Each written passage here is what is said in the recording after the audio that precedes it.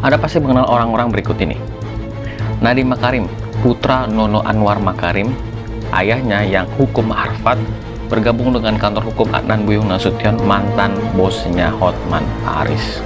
Putri Hairul Tanjung, anak bos media Indonesia, bahkan sekarang merambah ke dunia perbankan digital.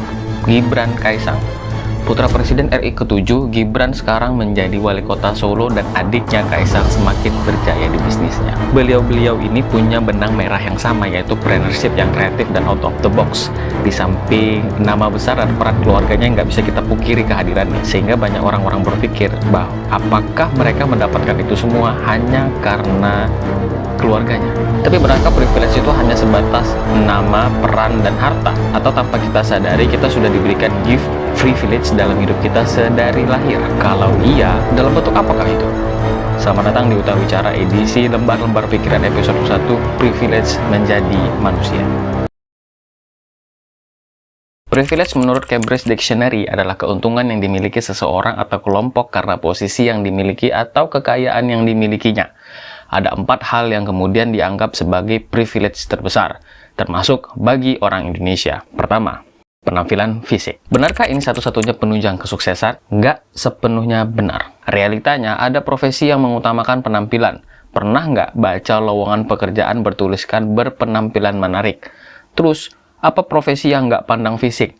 Banyak. Salah satunya penulis. Yang penting bagi dia adalah pesannya terdeliver dengan baik. Orang nggak perlu tahu fisiknya seperti apa, apakah cantik, ataukah tinggi, ataukah melangsing, atau gemuk, gitu. Nggak perlu tahu, gitu. Yang penting tulisannya dan pesannya tersampaikan dengan baik. Stand up comedy. Banyak dari mereka bahkan menjadikan kekurangan diri sebagai bahan komedi. Karena apa? Karena itu bagian dari keresahan sendiri dan itu sah-sah aja. Penyiar radio. Profesi ini juga nggak pandang fisik. Yang dibutuhkan dari mereka salah satunya dari suara.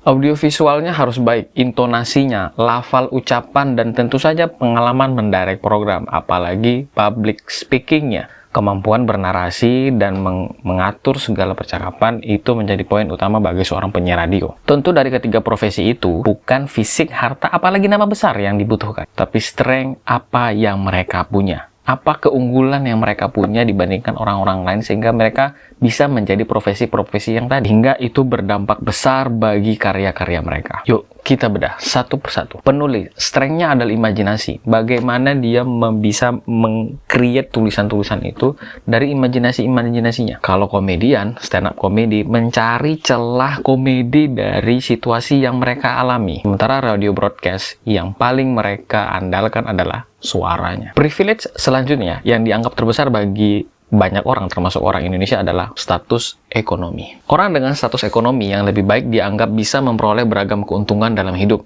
Itu mengapa ada istilah KKN, korupsi, kolusi, dan nepotisme. Istilah yang menggambarkan sisi negatif dari privilege status ekonomi.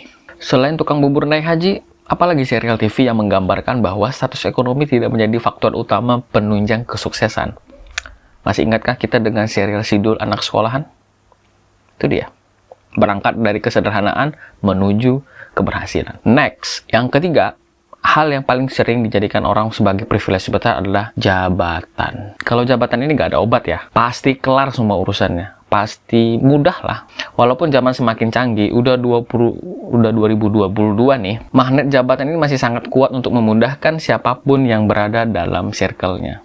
Seperti yang udah pernah kita singgung sebelumnya, bahwa privilege ini jika disalahgunakan maka akibatnya akan fatal, masif, dan sistematis. Seperti kasus menghilangnya minyak goreng yang baru-baru ini kita alami.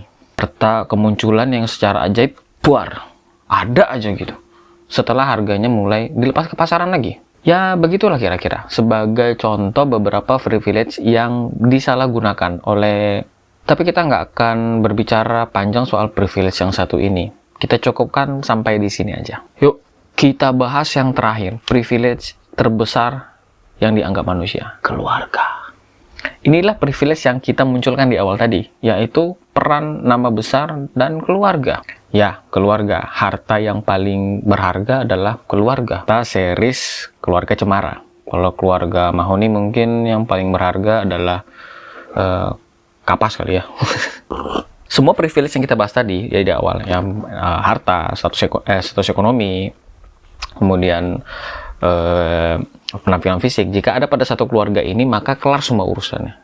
Nggak ada obat lah pokoknya. Kita nggak perlu capek-capek tuh menganalisa atau mencari background dari masing-masing member keluarganya, karena kita udah pasti bisa tebak gitu kesuksesan mereka berawal dari mana. Sekarang yang jadi pertanyaan adalah, jika semua itu tidak ada, maka apakah dapat dikatakan manusia hidup tanpa privilege?